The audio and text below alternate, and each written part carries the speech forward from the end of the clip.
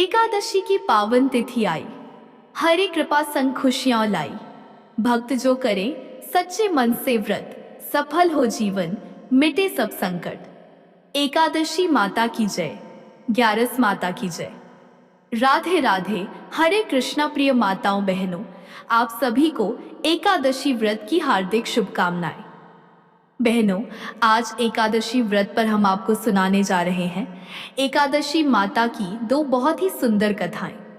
यह मान्यता है कि एकादशी व्रत के दिन ग्यारस माता की कथा सुनने से मनुष्य को जन्म जन्मांतर के दुख और कष्टों से मुक्ति मिलती है और सभी मनोकामनाएं बहुत ही जल्दी पूरी होती है।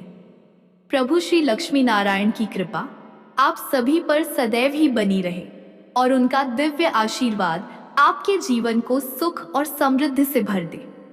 तो भक्तों, पहली कथा इस प्रकार शुरू होती है।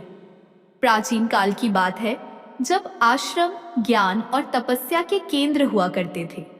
ऐसे ही एक पावन आश्रम में परम तेजस्वी गालव मुनि निवास करते थे। उनका एक अत्यंत विलक्षण पुत्र था जिसका नाम था भद्रशील।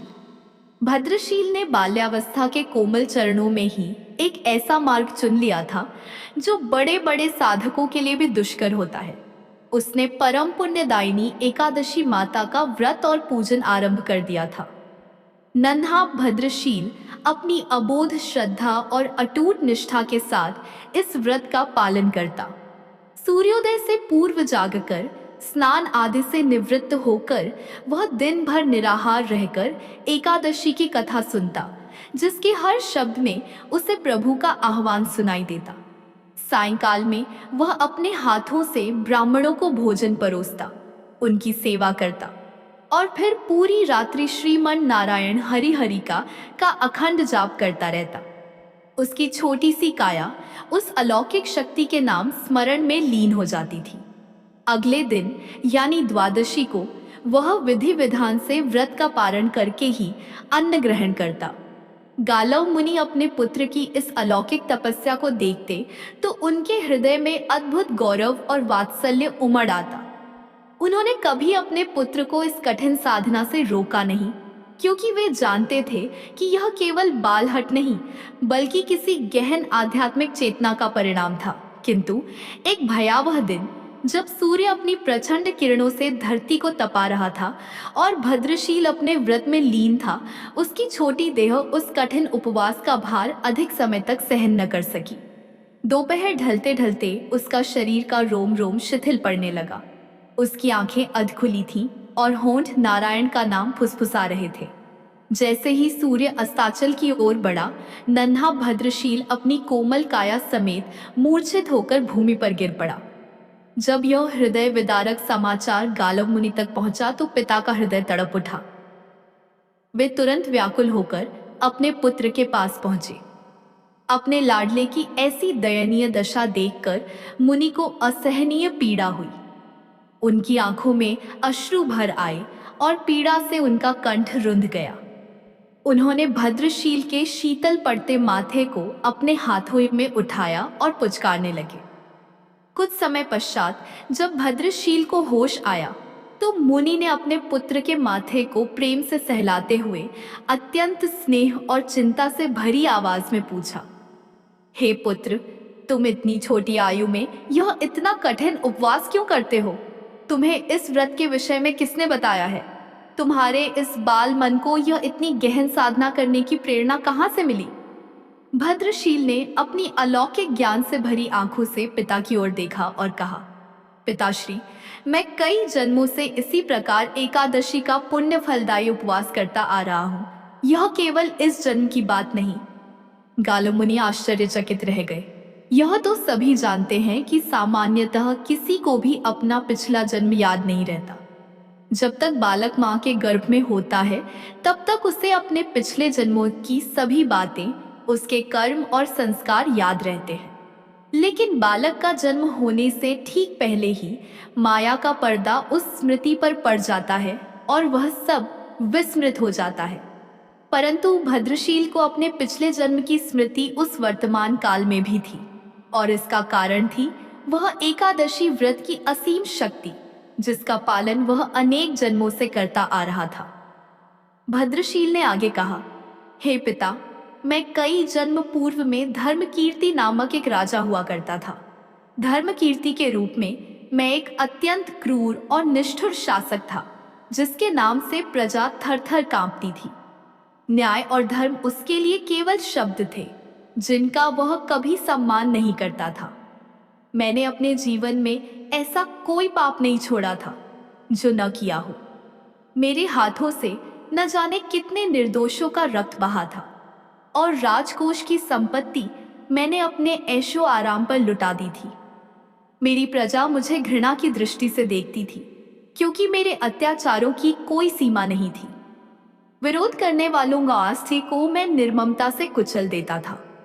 इसी प्रकार मेरा पापमय जीवन व्यतीत हो रहा था।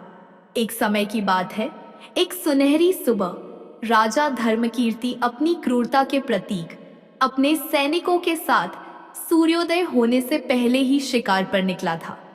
उनके हाथों में चमकते भाले थे, तलवारें कमर से बंधी थीं और धनुष कसे हुए थे। गहरे जंगल में घूमते हुए राजा ने एक अत्यंत ही सुंदर और आकर्षक हिरणी को देखा। उसकी चाल में चंचलता थी और आंखों में निर्दोषता। राजा का क्रूर मन उस पर मोहित हो उठा। उसे वह हिरणी किसी भी कीमत पर चाहिए थी। राजा ने तुरंत अपने सैनिकों को उस हिरणी का पीछा करने और उसे चारों ओर से घेरने का आदेश दिया। सैनिकों का हुजूम हिरणी के पीछे लग गया। हिरणी भयभीत होकर अपनी जान बचाने के लिए इधर उधर भागने लगी। जब राजा ने देखा कि हिरणी भागने का हर संभव प्रयास कर रही है, तो उसकी क्रोधित गर्जना पूरे जंगल में गूंज उठी। जो भी सैनिक इस हिरणी को भागने देगा, उसके पूरे परिवार को निर्ममता से मौत के घाट उतार दिया जाएगा। राजा की इस घोषणा ने सैनिकों को भयभीत कर दिया और वे अपनी जान बचाने के लिए और भी तेजी से हिरणी का पीछा करने लगे। एक क्षण को हिरणी ठिठकी। उसकी आंखों में मानवों से भी अधिक करुणा थी। उसने सोचा, ओह बेचारे सैनिक, यदि मैं किसी भी सैनिक के पास से भागी तो यह दुष्ट राजा अवश्य ही उनके निर्दोष परिवारों को मार डालेगा। मैं नहीं चाहती कि मेरे कारण किसी भी निर्दोष प्राणी का अहित हो। यह सोचकर हिरणी ने एक अद्भुत निर्णय लिया। वह किसी सैनिक के पास से भागने के बजाय सीधे राजा धर्मकीर्ति के पास से निकल भागी। यह सब देखकर राजा का क्रोध सातवें आसमान पर पहुंच गया। उसने अकेले ही उस हिरणी का पीछा करना शुरू कर दिया और अंततः खुद को एक घने अंधेरे जंगल के बीच में पाया, जहां सूर्य की किरणें भी मुश्किल से पहुंचती थी। सूर्यास्त होने लगा था और जंगल का अंधेरा और भी गहरा हो रहा था। राजा अकेला, असहाय, एक अदृश्य कारागार में फंसा हुआ था। अब उसे हिरणी कहीं दिखाई नहीं दे रही थी। वह वहां से बाहर आने के लिए दिन भर उस घने जंगल में रास्ता खोजता रहा, परंतु रात्रि के अंधकार और जंगल की जटिलता के कारण उसे कुछ भी समझ नहीं आ रहा था। भूख और प्यास से उसका बुरा हाल था। सुबह महल से जल्दी निकलने के कारण उसने पूरे दिन में कुछ भी नहीं खाया था। पेट भूख से ऐंठ रहा था और गला प्यास से सूख रहा था। चारों ओर से खतरनाक जंगली जानवरों के गुर्राने की आवाजें सुनाई दे रही थीं, जिससे उसका दिल हर पत्तों की सरसराहट पर धड़क उठता था। डर के मारे वह सो भी नहीं पा रहा था। राजा को अब अपने जीवन पर घोर संकट दिखाई दे रहा था। मृत्यु का भय इतना प्रबल हुआ कि उसके पापी मन में बरसों बाद किसी देवता का स्मरण हुआ। भयभीत होकर राजा ने श्री हरि विष्णु से प्रार्थना करना शुरू कर दिया। रात भर डर और पश्चाताप के मिश्रण में वह श्रीमन नारायण हरि हरि का जाप करता रहा।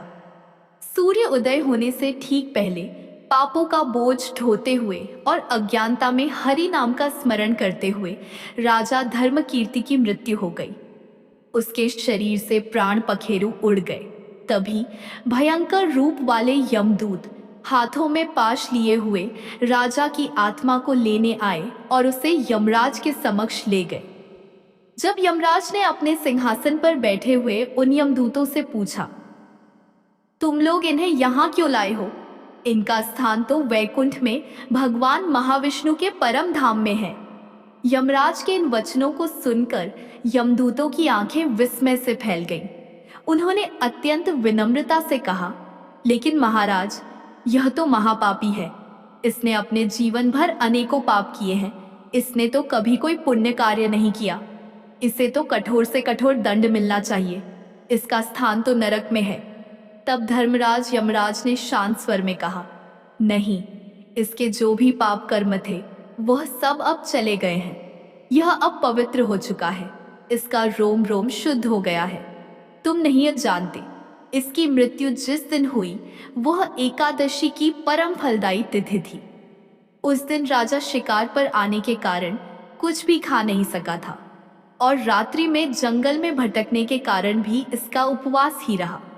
इस प्रकार इसने अनजाने में ही सही पूरे दिन एकादशी का उपवास किया और रात भर जागते हुए मृत्यु के भय से ही सही श्री हरि का स्मरण किया।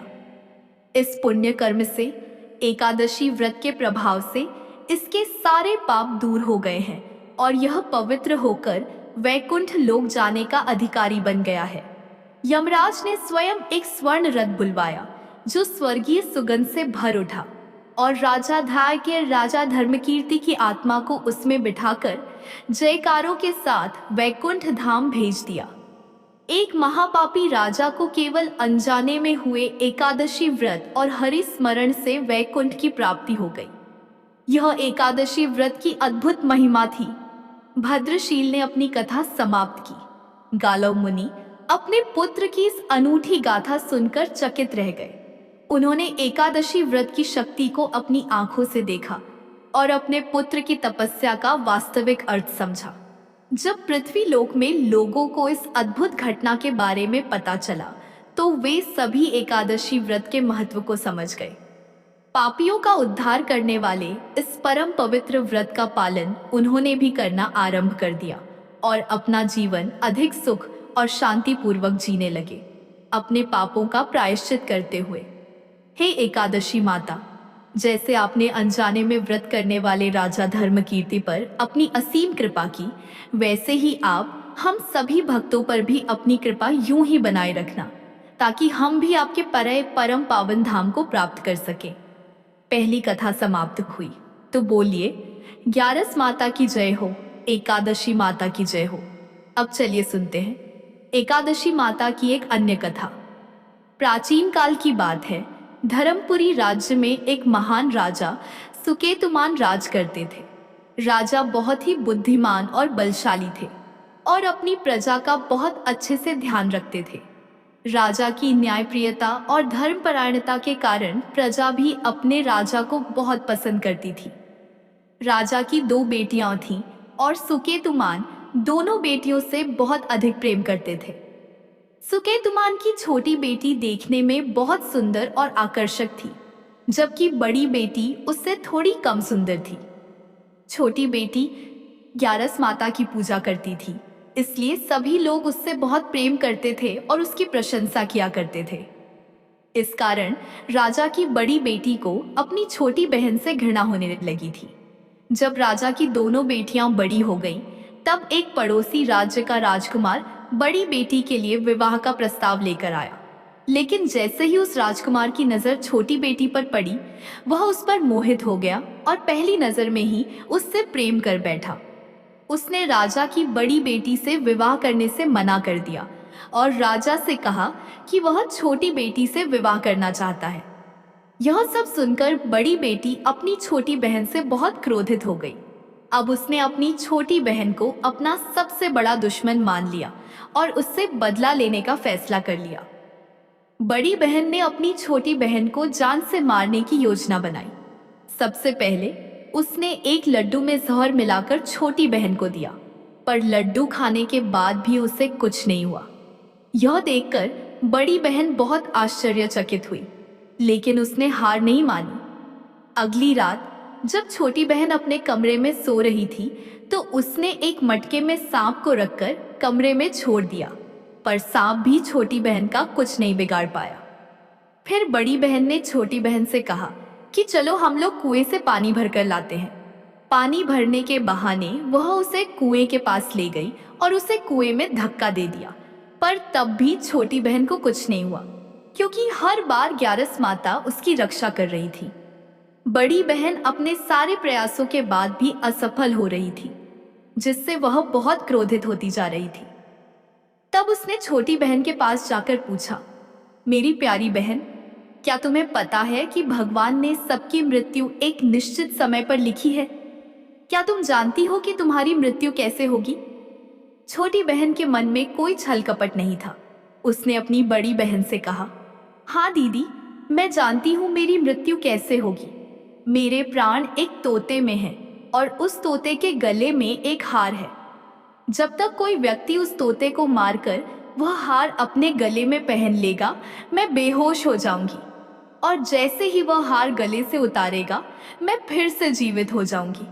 अपनी छोटी बहन की मृत्यु का राज जानकर बड़ी बहन बहुत खुश हुई और उसने छोटी बहन को मारने के लिए उसके पालतू तोते को ढूंढना शुरू कर दिया। छोटी बहन को इस बात का आभास हो गया था कि कोई उसकी जान लेना चाहता है। वह अपने पिताजी के पास गई और उनसे कहा, पिताजी, मेरी मृत्यु के बाद मुझे जलाइएगा मत, बल्कि आप मुझे अपनी पुरानी हवेली में एक पलंग पर लिटाकर छोड़ दीजिएगा। अपनी छोटी बेटी की यह बात सुनकर राजा बहुत आश्चर्यचकित हुए। राजा ने अपनी छोटी बेटी से पूछा, बेटी, तुम ये सब क्या कह रही हो? 2-3 दिन में तो तुम्हारी शादी है। लेकिन छोटी बेटी ने अपने पिताजी को ऐसा करने के लिए विवश कर दिया और उनसे वचन ले लिया। राजा ने भी अपनी छोटी बेटी की बात स्वीकार कर ली। 2-3 दिनों के बाद जब शादी का समय आया तो राजकुमार बारात लेकर राजा के महल आए। जैसे ही राजा की छोटी बेटी राजकुमार के साथ फेरे लेना शुरू करती है तो उसकी बड़ी बहन उसके कमरे में जाकर तोते को पकड़ लेती है और उसे मार देती है। तोते के गले में जो हार था उसे वह अपने गले में धारण कर लेती है। जैसे ही बड़ी बहन उस हार को अपने गले में धारण करती है तो उधर छोटी बहन केवल 3.5 फेरे ही ले पाती है और वहीं पर बेहोश होकर गिर जाती है। राजा ने बड़े बड़े हकीमों को बुलवाया और अपनी छोटी बेटी का इलाज करने के लिए कहा। वैद्यों ने छोटी बेटी की जांच की और राजा को बताया कि आपकी छोटी बेटी न तो जीवित है और न ही मरी हुई है, ऐसा पहली बार देखा है।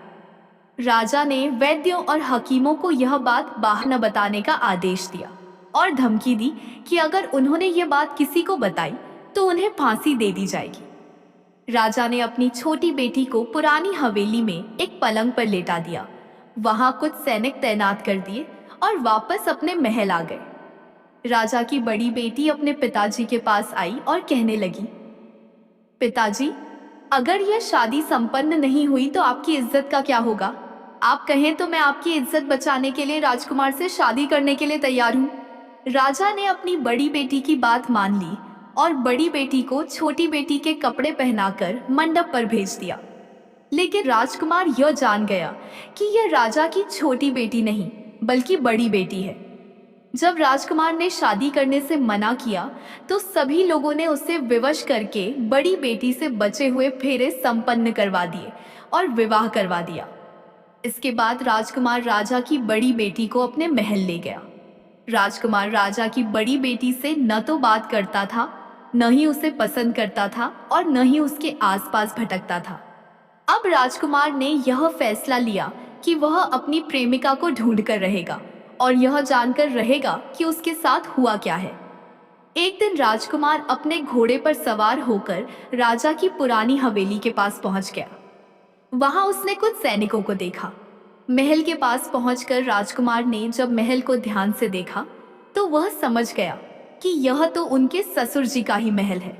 तब राजकुमार ने सैनिकों से पूछा, तुम लोग यहाँ क्या कर रहे हो और इस महल के अंदर उस पलंग पर कौन लेटा हुआ है? सैनिकों ने बताया कि यहाँ पर राजा की छोटी बेटी बहुत समय से सोई हुई है। यह सुनकर राजकुमार बहुत खुश हो गया और वह तुरंत अपनी प्रेमिका के पास पहुंच गया और उसकी सेवा करने लगा। जैसे ही रात हुई तो राजा की छोटी बेटी उठकर खड़ी हो गई। राजकुमार यह देखकर बहुत खुश हुआ। उसने अपनी प्रेमिका से पूछा, तुम यहाँ क्या कर रही हो? तुम मेरे साथ मेरे घर चलो। राजा की छोटी बेटी ने राजकुमार को सारी बातें बताईं कि उसकी जान एक तोते में थी और उसने यह बात सिर्फ अपनी बड़ी बहन को बताई थी। उसने यह भी बताया कि उसकी बड़ी बहन ने ही उसे मारने का प्रयास किया है और उसके पास एक हार है जिसे वह सुबह पहन लेती है और रात को उतार देती है। जब तक वह हार पहनकर रहती है तब तक वह बेहोश रहती है और जैसे ही वह उसे उतारती है वह जीवित हो जाती है। उसने राजकुमार से कहा, जब तक मेरी बड़ी बहन के पास वह हार है तब तक मैं ऐसे ही जीवित और मूर्छित होती रहूंगी। अगर वह हार मेरे हाथ में आ जाए तो मैं हमेशा के लिए जीवित हो जाऊंगी। राजकुमार ने यह बात सुनकर राजा की छोटी बेटी के पास रहने का फैसला कर लिया और उसने अपने बचे हुए सारे फेरे उस पलंग पर लेटी छोटी बेटी के साथ ले लिए और अपना विवाह पूर्ण कर लिया। वह वहीं पर रहने लगा। देखते ही देखते कुछ समय में राजा की छोटी बेटी और राजकुमार की पत्नी गर्भवती हो गई। एक दिन राजकुमार को किसी काम से बाहर जाना पड़ा। तब छोटी बहन के पेट में बहुत तेज दर्द होने लगा। उसने ग्यारस माता का आह्वान किया, जिसके बाद वहां ग्यारस माता प्रकट हुई और उन्होंने अपनी भक्त के दर्द को दूर किया और उसे एक पुत्र की प्राप्ति करवाई। उसी समय वहां अचानक राजकुमार भी आ गया। राजकुमार ने ग्यारस माता को देखा तो वह आश्चर्यचकित हो गया और उसने तुरंत माता को प्रणाम किया। ग्यारस माता ने राजकुमार से कहा कि जब तुम्हारा पुत्र 5 वर्ष का हो जाए तो तुम अपनी पत्नी का हार लाकर इसके गले में डाल देना। देखते ही देखते राजकुमार और राजा की छोटी बेटी का पुत्र 5 वर्ष का हो गया। तो राजकुमार अपने बेटे से कहता है, बेटा मैं कुछ काम से बाहर जा रहा हूँ, तुम अपनी माता का ध्यान रखना, और वहां से चला जाता है। राजकुमार को बाहर निकलते देख बड़ी बहन के सैनिक उसे देख लेते हैं और बड़ी बहन को सारी बातें बता देते हैं, जिसके बाद बड़ी बहन अपनी छोटी बहन के पुत्र को वहां से उठवा लेती है और उसे मरवा देती है और उसके 2 टुकड़े करवा देती है। पहला टुकड़ा चक्की के पास छुपा देती है और दूसरा टुकड़ा अपने पलंग के नीचे रख लेती है। अब ग्यारस माता एक भिखारिन का रूप लेकर उसकी बड़ी बहन के दरवाजे पर आती है और भिक्षा मांगने लगती है। बड़ी बहन अपने नौकरों से कहती हैं कि जाकर भिक्षा दे दो, लेकिन माता उन्हें मना कर देती है और कहती हैं कि मैं तुम्हारी महारानी से ही भिक्षा लूंगी। जिसके बाद बड़ी बहन स्वयं ही भिक्षा देने के लिए माता के पास आती है। उधर माता एक बिल्ली का रूप लेकर उसके कमरे में चली जाती है और वहां छोटी बेटी के पुत्र के दोनों टुकड़ों को आपस में जोड़ देती है और उसे जीवित कर देती है। फिर वह उसे लेकर वहां से चली जाती है और राजकुमार को सौंप देती है। राजकुमार अपने बेटे को लेकर अपनी बड़ी पत्नी के पास जाता है और कहता है, तुम इसका ध्यान रखना। अगर तुम इस बच्चे का अच्छे से ध्यान रखोगी तो मैं तुमसे बात करूंगा।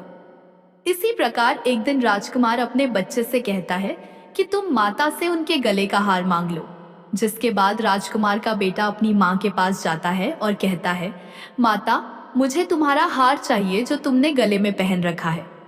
यह सुनकर पहले तो बड़ी बहन बहुत क्रोधित होती है, पर उसे यह याद आता है कि राजकुमार ने कहा था कि अगर वह इस बच्चे का ध्यान अच्छे से रखेगी तो वह उससे बात करेंगे।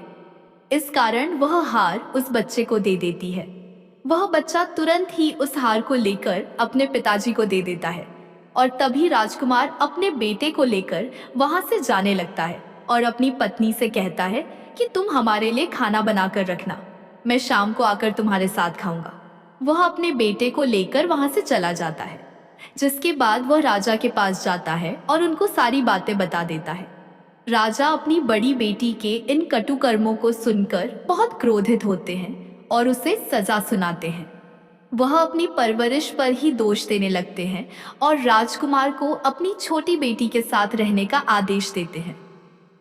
इस प्रकार कथा समाप्त हुई। प्रेम से बोलिए एकादशी माता की जय, ग्यारस माता की जय।